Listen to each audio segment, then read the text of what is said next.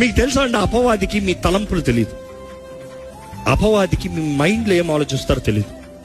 చాలా మంది అనుకుంటారు అపవాదికి నా మైండ్లో ఉన్నది తెలుసు. లేదు లేదు లేదు, వాడికి తెలియదు. దేవుడికి మాత్రమే మన మైండ్లో ఏముందో తెలుసు. మన నోటి మాట, ఇంకో మాట చెప్పాలంటే మన మైండ్లో అనుకుంది మన నోట్లో ఉండి వచ్చే ముందే ఆయన ఎరుగున్నాడంట. కానీ అపవాదికి అలా కాదు. నువ్వు ఎలా రియాక్ట్ అవుతున్నావో, నువ్వు ఏదైతే మాట్లాడుతున్నావో దాని తగినట్టుగానే వాడు తెలుసుకోగలుగుతున్నాడు. అందుకని దేవుని వాక్యం ప్రకారం చూసినప్పుడు దేని విషయమై చింతించద్దు. ఎందుకంటే నువ్వు ఏదైతే చింతిస్తున్నావో అది వాడికి అవకాశం ఇస్తున్నావో వాడు అదే విషయంలో నేను ఎక్కువ దాడి చేస్తాను. దేని విషయంలో చింతించద్దు, కానీ దేవునికి కృతజ్ఞతాస్తుతులు తెలియజేస్తూ మన విన్నపములు తెలియజేయమని ఉంది.